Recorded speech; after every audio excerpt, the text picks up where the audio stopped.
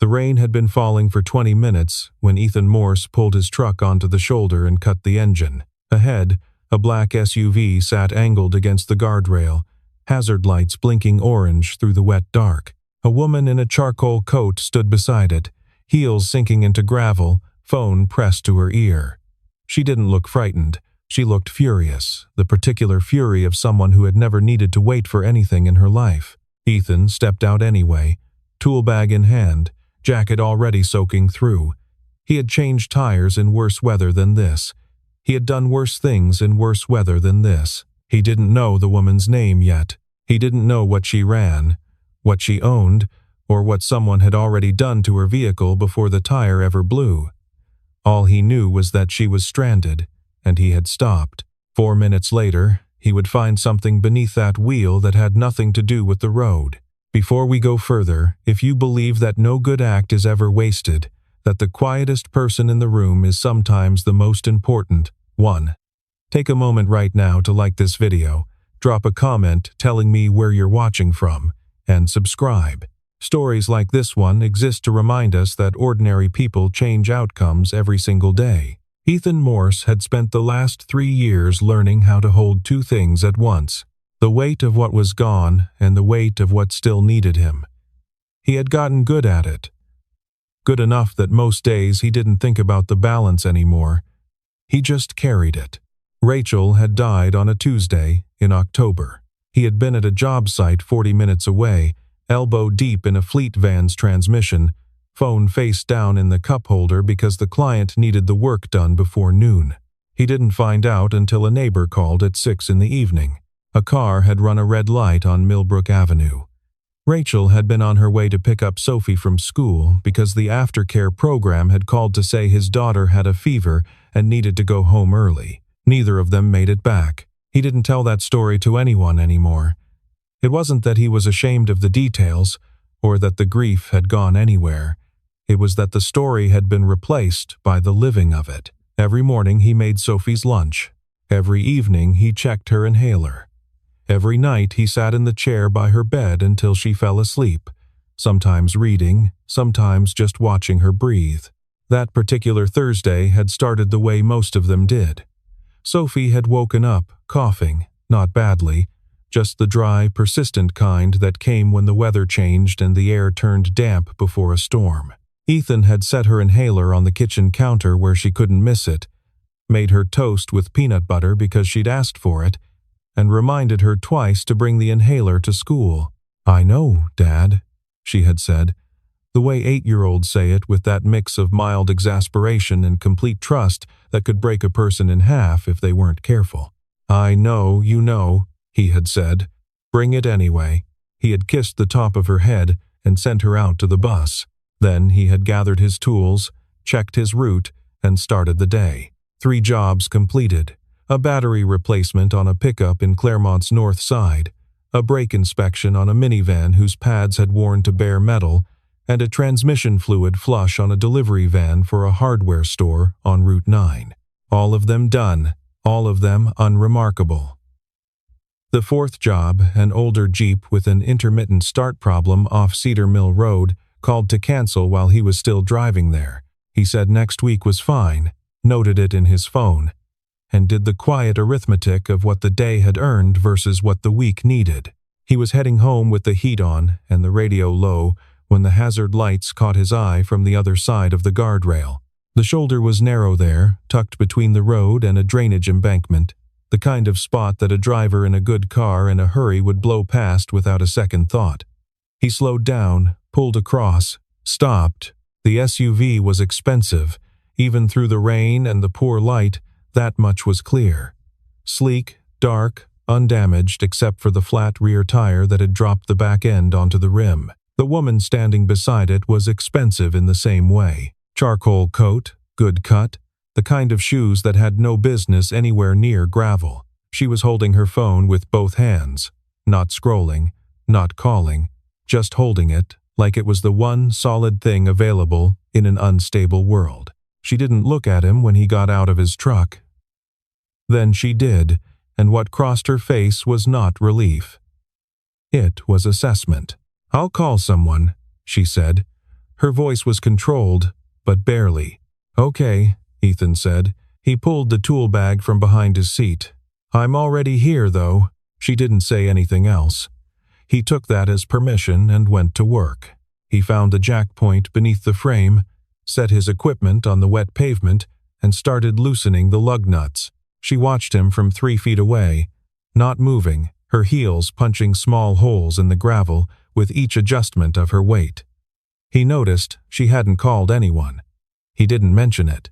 The work itself took less thought than it used to. His hands knew the sequence: break the lug nuts before jacking, position the jack, lift to clearance, remove the wheel, mount the spare, torque in a star pattern, lower and check. He had done it more times than he could count, on highway shoulders and in parking lots, and once on a logging road in rain that made tonight look mild. His hands moved, while his mind stayed quiet. What his mind was doing without his permission, the way it always did when his hands were occupied, was making note of things. The rain had washed most of the road grime off the blown tire. The tear along the sidewall was visible now. He looked at it for a moment, longer than he needed to. Road debris caused blowouts all the time. He knew what that looked like: a nail through the tread, a sharp edge catching the inner wall, the kind of damage that was random and obvious and made a specific kind of ragged wound. What he was looking at was different. The scoring near the inner edge of the sidewall was too uniform. The cut was too clean at the origin point. He moved the tire slightly, looking at the angle.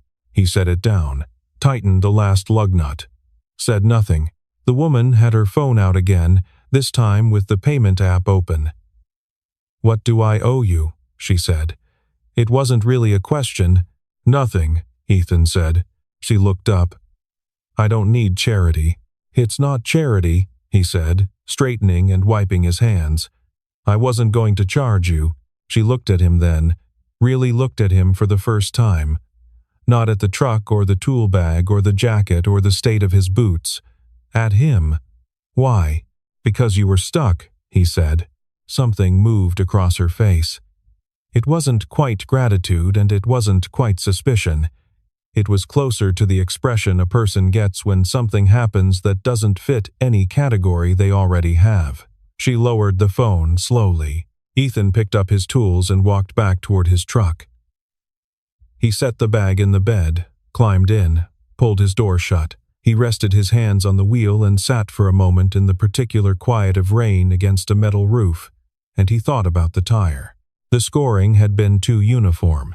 He had almost convinced himself he was wrong, that he was connecting patterns that weren't there, that 3 years of fixing other people's problems hadn't sharpened him into someone who saw danger in ordinary failures. He had almost finished that thought when the first set of headlights came around the bend, bright, fast, and aimed directly at the shoulder. He had one hand on the door handle when the second set appeared from the opposite direction. Both vehicles were black, both large, both moving with the kind of controlled aggression that didn't come from random traffic. They bracketed the SUV in less than 10 seconds, pulling onto the shoulder from front and back simultaneously. Doors opened before either one had fully stopped. Men in dark coats stepped out into the rain, and the one in front was already looking at Ethan before he hit the ground. The man was tall, built like someone who had spent a career making himself hard to argue with. He moved toward the truck with deliberate speed, eyes level, jaw set. The others spread out in practiced positions around the SUV. The woman stood very still, and what was on her face now wasn't surprise. It was recognition. She knew these people. She had not called them. The tall man stopped at Ethan's door. His eyes dropped to the tool bag in the truck bed, then came back up. "Step out of the vehicle," he said. His voice had the clipped authority of someone who was rarely asked to repeat himself. Ethan opened the door and stepped out slowly. He raised his hands slightly, not high, just enough to show they were empty. "Tires changed," he said. "Jack's still under the frame. Move the vehicle too fast and you'll shift the balance." The man, Marcus Webb, though Ethan didn't know his name, yet looked at him with an expression that said he had already placed Ethan in a category and wasn't planning to move him. His gaze moved over the old canvas jacket, the worn boots, the grease on the back of Ethan's right hand. Whatever he saw confirmed something. "I asked you to step back," Marcus said. "I stepped out," Ethan said. "That's what you asked." Something tightened around the man's eyes. The rain tapped steadily against the metal rims of both black SUVs. One of the other security men had reached the woman's side and was speaking to her in a low voice. She was listening, but her attention kept pulling back to Ethan. Ethan looked past Marcus at the blown tire sitting on the pavement where he'd left it. And the thing that had been sitting at the edge of his thinking since he'd first noticed the sidewall finally finished forming. It wasn't road damage. He was certain of it now. He turned back toward the tire and crouched. Not quickly, not reaching for anything, just returning to what he'd been looking at before everything else arrived. Marcus took one step forward. I said, "Step back from the vehicle." "I'm 3 feet from the tire," Ethan said, not looking up. "I'm not touching it." "But you should look at this before you put someone back in that car." A pause. The rain continued. Traffic moved past them on the highway, each vehicle spraying a brief mist of light across the shoulder before the dark swallowed it again. "What exactly are you looking at?" Marcus said. It wasn't quite a question. "The sidewall," Ethan said, "and the brake line behind the rotor assembly." Silence fell over the shoulder with a weight that had nothing to do with weather. Marcus did not move, but the woman in the charcoal coat stepped forward, past the security man at her elbow, and looked directly at Ethan. "What do you think you see?" she said. Her voice was different now, still controlled, still precise, but stripped of the irritation. This was the voice she used when something mattered. Ethan pointed without touching the wheel. He traced the air along the outer edge of the sidewall, then shifted his finger to the intersection where the scoring was most visible in the rain-washed surface. "That tear didn't come from road debris," he said. "The origin cut is too clean, and the shine on the brake line behind this assembly rain would coat the whole line evenly. That spot's clean because someone wiped it recently." The woman crouched beside him. She looked at what he was pointing to. She didn't speak for 3 full seconds. Then she stood and turned to Marcus. Marcus had already changed position. He was crouched 2 feet away, flashlight out, beam cutting through the rain and the dark beneath the wheel well. He said nothing for a long moment. Then, very quietly, he said, "Get me a full sweep of the vehicle. Undercarriage, brake system, electronics, everything." 2 of the security men moved instantly. The woman stood still in the rain, looking at Ethan. "You noticed this while changing the tire," she said. "Part of it," he said. "And you didn't say anything." "You were in a hurry," he said, "and I wasn't certain." She studied him for another moment. "I'm Diane Calloway," she said. Ethan nodded once. Ethan Morse. He didn't recognize the name, and his face showed it. Something passed through hers that he couldn't quite read. Relief, maybe, or something related to it. One of the security men had partially slid beneath the SUV with a portable light. Marcus was still crouched by the wheel well, and now a second man knelt beside him. Ethan stood back, rein on his collar, hands in his pockets, watching the highway. The convoy engines idled with a low, constant rumble. Marcus straightened and held something up. It was a small piece of metal, thin, vaguely triangular, sharpened along one edge. He turned it in the flashlight beam. Ethan recognized it. He had not expected to ever see one again. "Spike insert," he said quietly. Marcus looked at him. "Designed to do what?" "Designed to finish tearing the tire after a cut weakens the structure first," Ethan said. "The cut alone wouldn't fail the tire at low speed. You need both. The cut does the prep work, the insert does the rest once the vehicle hits highway speed." Marcus's expression shifted, not toward belief exactly, but toward the particular stillness of a person who can no longer dismiss what they're hearing. "And the brake line," he said, "is the second part," Ethan said. "Whoever did this didn't need the tire to fail here. They needed it to fail later. The spike insert keeps the sidewall degrading under road load. Once it blows its speed, the driver overcorrects. Meanwhile, the brake line has been compromised enough that the pressure drops fast at exactly the moment you need it most. A guard slid out from beneath the SUV. He looked at Marcus without speaking. Marcus looked at him. "Hydraulic fluid," the guard said. "Thin line from the rear left. It's been leaking slowly." The highway noise seemed to recede. Even the rain felt quieter. Diane had not moved. She stood very still, both hands at her sides, looking at the disabled vehicle the way someone looks at a thing that has just become something entirely different from what it was a moment ago. "The curve," Marcus said. He wasn't asking. He was calculating. "Half a mile up the road," Ethan said. "I came from that direction. There's no guardrail on the left side through the apex." Marcus rubbed a hand across his jaw. He looked at the brake line report, then at the spike insert still in his palm, then at Ethan. How does a roadside mechanic know how to read this in 10 minutes on a highway shoulder in the rain? Ethan was quiet for a moment. The rain tapped against the truck cab behind him. "I used to work around vehicles that people really wanted destroyed," he said. Marcus held his gaze for a count of 5. Something in the security chief's expression changed, not softening, exactly, but reorganizing. He looked at Diane. She was already looking at him. Marcus's phone buzzed. He answered it, listened for 12 seconds, and his face went still. He lowered the phone. "The gas station 8 miles back," he said. "Their overnight attendant just reported a white cargo van. Parked off to the side of the lot for approximately 10 minutes, while Miss Calloway's vehicle was unattended during her phone call. No cameras facing that area," Ethan said. Marcus looked at him. "How did you know that?" "Because if there had been cameras," Ethan said, "they wouldn't have used that side of the lot." Diane looked out at the dark highway. "That's not careless," she said.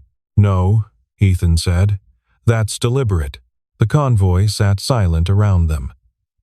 Marcus gave the order to change the route south on the back road. No interstate, lower speed, tighter formation.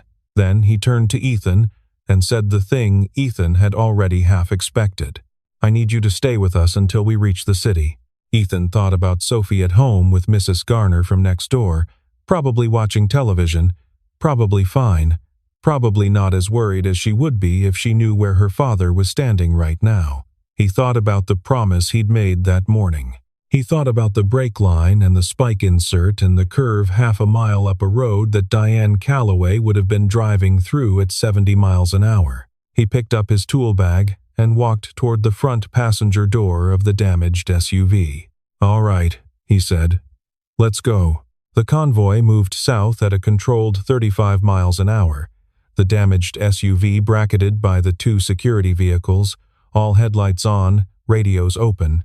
Ethan sat in the passenger seat with his bag at his feet and his eyes on the road ahead. Marcus drove with both hands on the wheel and the particular focused silence of someone running through scenarios.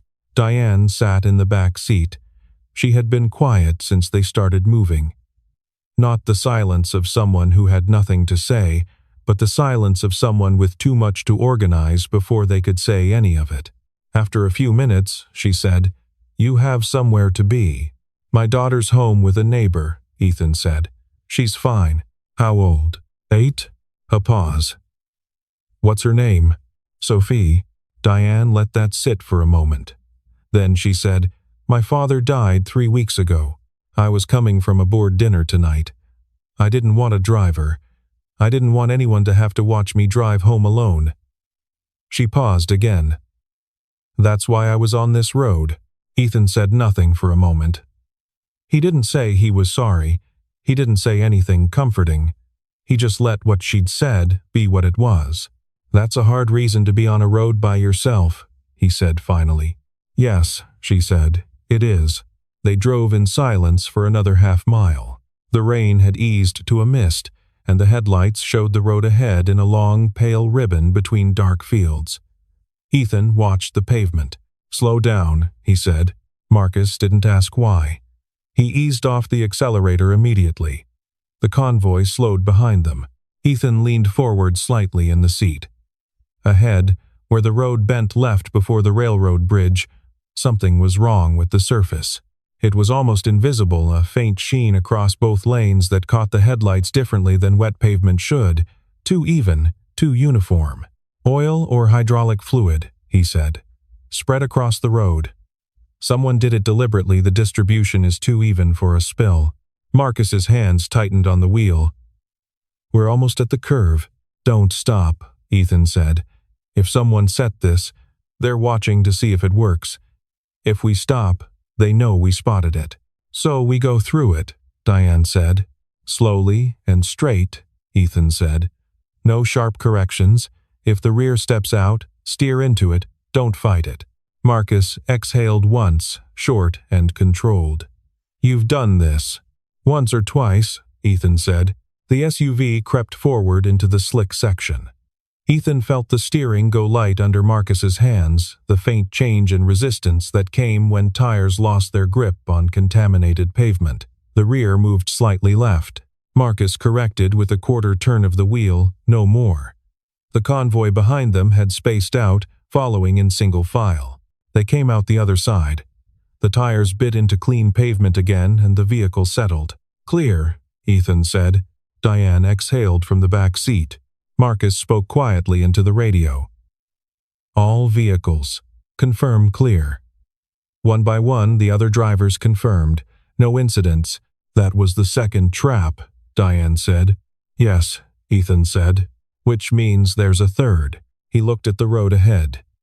The intersection at Hatcher Road was a quarter-mile out, where the back road met a county route, and the convoy would need to turn. Probably, he said. People who build traps don't usually build one. The intersection appeared in the headlights. The blinking yellow light overhead cast an unsteady glow across wet pavement, and parked just beyond the junction, nose angled slightly into the lane they needed, was a dark-colored sedan. Headlights off. Engine running. A single silhouette in the driver's seat. Don't stop, Ethan said immediately. I see it, Marcus said. Ethan studied the vehicle's position. It wasn't blocking the road outright. It was parked at an angle that would force the convoy to drift left when making the turn exactly where the shoulder dropped off into a drainage ditch filled with 3 days of rain. If the lead vehicle hit that soft ground at any speed, it would tip. The convoy behind would have no room. It's not a roadblock, Ethan said. It's a funnel. He's not trying to stop you. He's trying to steer you into the ditch. Then we don't turn, Diane said. There's a maintenance access lane, Ethan said. He had seen it when the headlights swept the far side of the intersection, a narrow gap between two large oaks. A gravel track that curved behind the tree line and rejoined the county road a quarter-mile south. Between the trees on the right. Before the intersection, Marcus squinted through the windshield. That's barely wide enough. It's enough, Ethan said. You'll lose the mirrors on both sides. Don't slow down when you go in. The sedan's engine revved. The driver had seen them slow and understood the calculation was changing. Now, Ethan said. Marcus turned hard right, well before the intersection. The SUV bounced over the lip of the road onto the gravel access lane. Branches scraped along both sides of the vehicle in a long tearing sound. The undercarriage rattled across uneven ground. Behind them, the convoy vehicles followed in sequence, each one disappearing into the tree line. The sedan's tires screamed on wet pavement as the driver tried to reposition. Too late. By the time he had swung across to follow, the last vehicle had cleared the intersection and the lane was empty. Marcus drove the gravel track without slowing. Ethan guided him through 2 bends by reading the fence line. A minute and a half later, they came out onto the county road south of the intersection, clear pavement ahead, the city lights faintly visible on the horizon. Marcus exhaled. That was the third trap. Yes, Ethan said. Diane leaned forward from the back seat. 3 traps. You saw all 3. I saw the signs, Ethan said. She was quiet for a moment. Most people don't. Most people don't know what to look for, he said. He looked out the window at the dark fields passing. I used to, Marcus said. Military. Adjacent, Ethan said. Marcus nodded slowly, like a question had been answered that he hadn't fully formed yet. He spoke into the radio. All vehicles confirmed status. Each driver checked in, clear. Marcus gave them the new route into the city, then set the radio down. The convoy moved through the outer edges of Richmond, and the lights grew thicker around them. Marcus's phone buzzed again. He listened for 20 seconds this time. His expression didn't change, but something behind his eyes went very still. He hung up and said nothing for a moment. Diane asked, "What?" "Highway traffic camera," Marcus said. "South Junction. Got a plate on the cargo van." He paused. The registered owner is a holding company called Reston Logistics LLC, incorporated 14 months ago. One officer listed. Another pause. Ethan watched the road. The officer's name traces back to a law firm, Marcus said.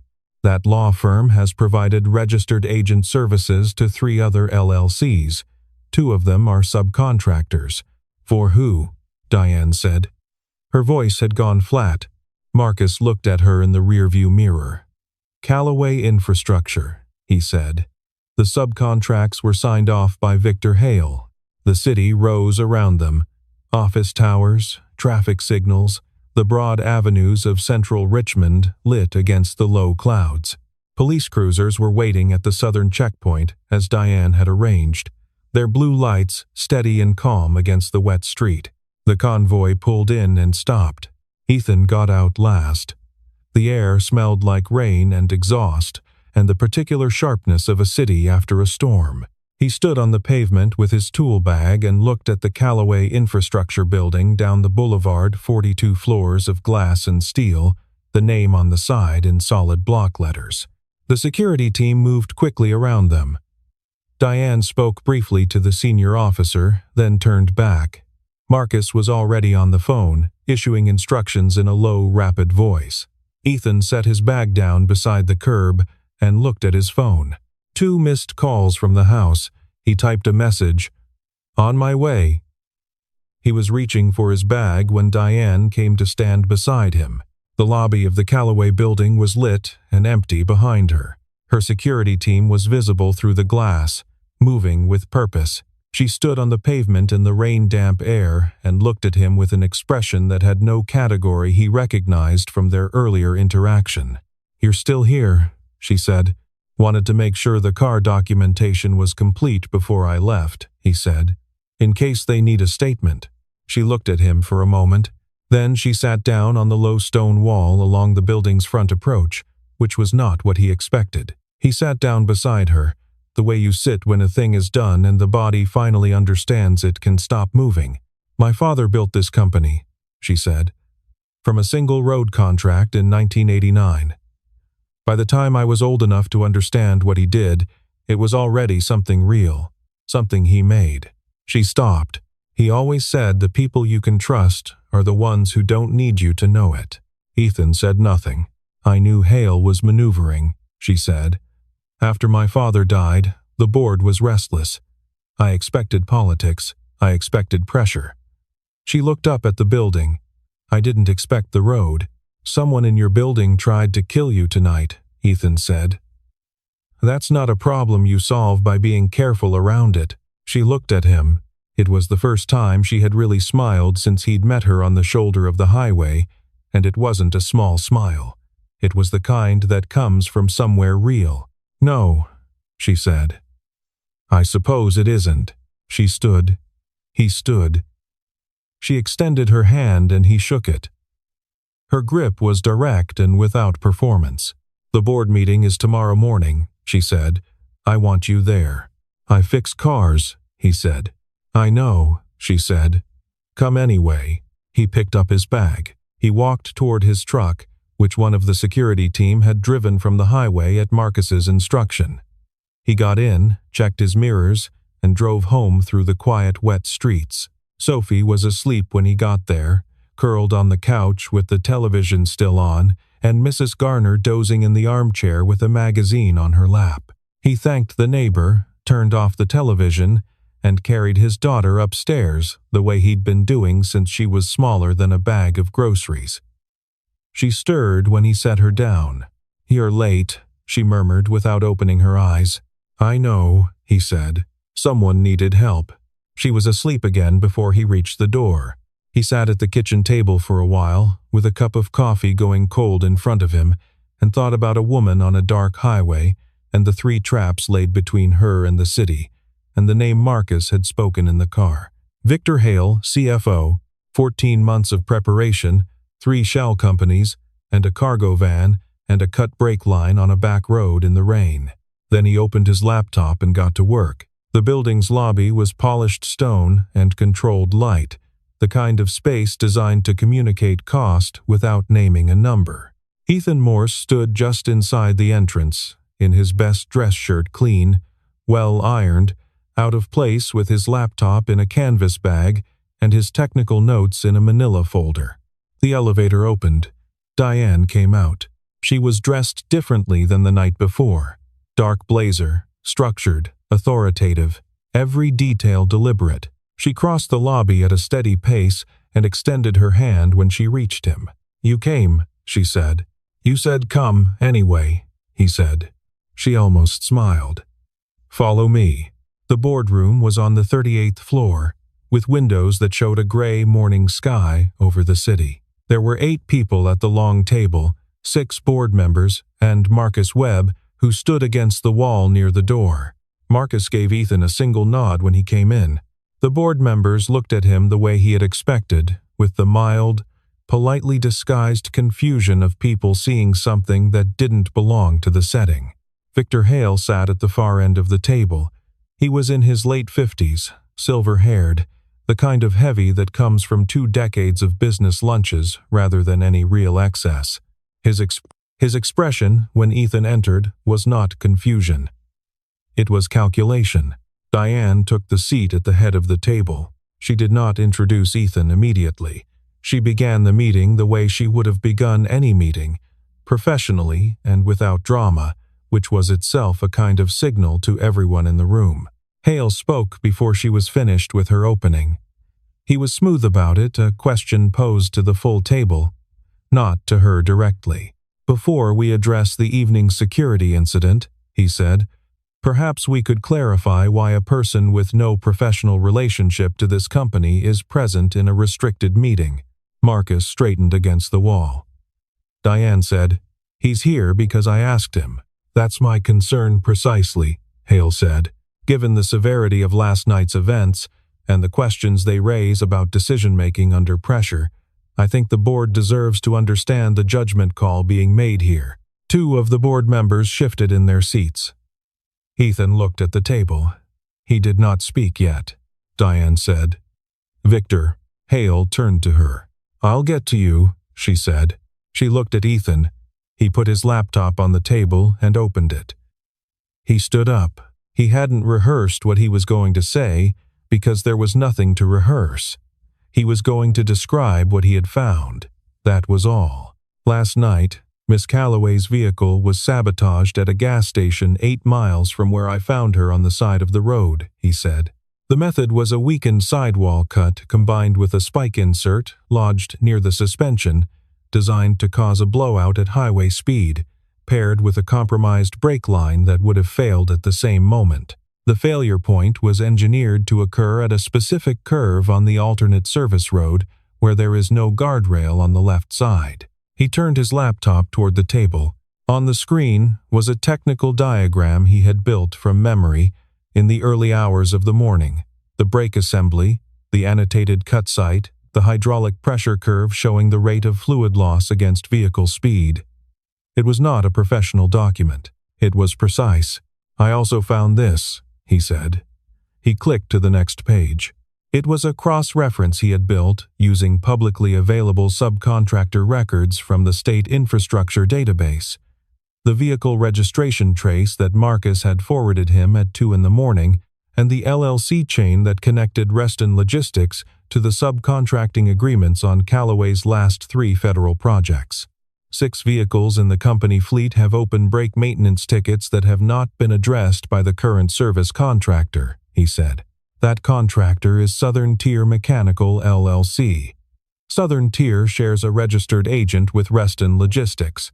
Reston Logistics owns the cargo van that was observed at the gas station last night. He looked at the table. Southern Tier's maintenance contracts were approved and renewed by Victor Hale. The room was silent.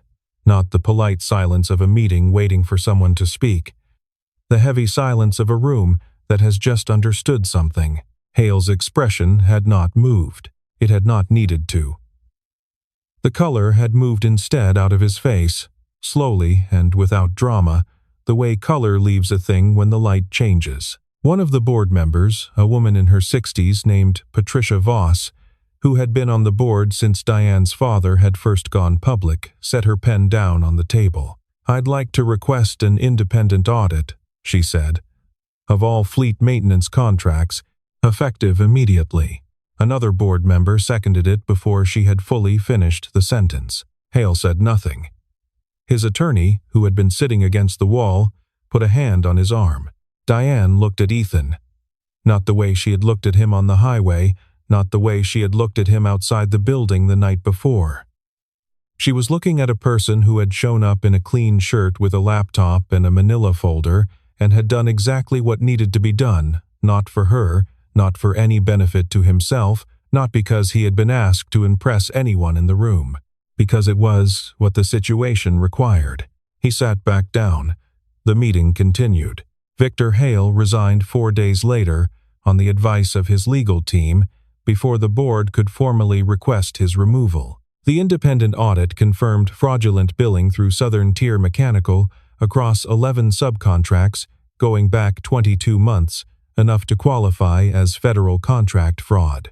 Investigators from the State Attorney General's office took a particular interest in the shell companies that connected back to his signature. The brake system problems on the 6 flagged fleet vehicles were repaired. A formal fleet management contract was drawn up for Ethan Morse's company 40 vehicles, 12 months, renewal clause. The board approved it without amendment. Ethan had submitted a quote at standard market rate, and Marcus Webb reviewed the technical portion and said, to no one in particular, that it was the most thorough vehicle assessment proposal he had seen in 15 years. Ethan signed the paperwork on a Wednesday morning. He picked up Sophie from school that afternoon and told her over grilled cheese that he had gotten a new contract. "Is it a good one?" she asked. "Good enough," he said. She accepted this with the philosophical ease that 8-year-olds apply to things they trust without fully understanding. She asked if she could see his new office sometime. He told her there wasn't much of one yet. She said that was fine. The following Friday, he brought her along to Callaway Infrastructure because she had a half day at school, and Mrs. Garner was at her sister's, and there was no better option. Sophie wore her red jacket and carried the small sketchbook she brought everywhere, and she walked beside him through the lobby of the 42-floor building with the focused composure of someone conducting an inspection. Diane was coming out of the elevator when they came through the front door. She stopped when she saw them. Sophie looked up at her with the direct assessment that children reserve for people they are deciding about. "Are you the lady Daddy helped?" she asked. Diane crouched down to Sophie's level, which she did without hesitation, without making it a performance. "Actually," she said, "he helped me." Sophie considered this. "He does that a lot," she said seriously. Diane looked up at Ethan for a brief moment, then back at Sophie. "I know," she said. "I figured that out." Sophie showed Diane her sketchbook without being asked, which was how Ethan knew she had decided in Diane's favor. The sketchbook was full of horses, pencil sketches mostly, with occasional watercolor. Sophie explained each one with the patient certainty of someone who doesn't need to sell anything, only describe it. Diane brought them upstairs to the conference room at the end of the hall, which had a long table and better light than anywhere else on the floor. On the far end of the table, set out without comment, were a stack of blank paper and a full set of colored pencils still in their case. Sophie saw them and stopped walking. She looked at Diane. Then she walked to the far end of the table, pulled out the chair, sat down, and opened the pencil case. Ethan stood in the doorway and watched his daughter begin to draw. Diane came to stand beside him. They were close enough to speak quietly without being heard across the room. "She's good," Diane said. "She draws horses every night before bed," he said. "She's been doing it since she was 4. Diane was quiet for a moment. When she spoke again, her voice was the same, but there was something underneath it that hadn't been there the times before. "My father used to draw horses for me," she said, "when I was little. Every birthday card, every note in my lunch, always horses." She stopped. "I haven't been able to talk about that yet." To anyone, Ethan said nothing. He just stood there and let what she'd said be real. At the far end of the table, Sophie held up a page and studied it with narrowed eyes, then put it down and started again. Her pencil made a small rhythmic sound against the paper. After a while, Ethan said, "Same time next week?" He wasn't sure, exactly, what he was asking. It was possible he was asking about the fleet schedule. It was possible he was asking about something else entirely. He thought she probably knew which one he meant. Diane looked at him for a moment. Then she nodded, once, without any of the calculation that usually preceded her decisions. "Same time next week," she said. Outside, Richmond moved through its Friday afternoon. Trucks on the highway, traffic signals cycling, people going home to their ordinary lives. In a conference room on the 38th floor, a little girl drew horses on white paper with colored pencils that had been set out for her by someone who didn't need to explain why. The people who change the direction of your life don't always arrive with fanfare. They come in old jackets on wet roads, with tool bags and worn boots and hands that know how to find what's wrong with a thing by feel. They stop because stopping is the right call, and because they were raised to believe that a person in trouble on the side of the road is still a person in trouble, no matter what car they're driving or how sharp the words are.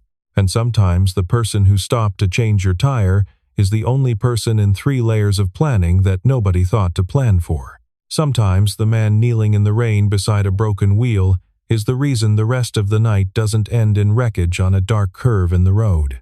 Not because he was powerful, not because he was looking for anything, but because he paid attention, and because kindness is not really about what you can afford.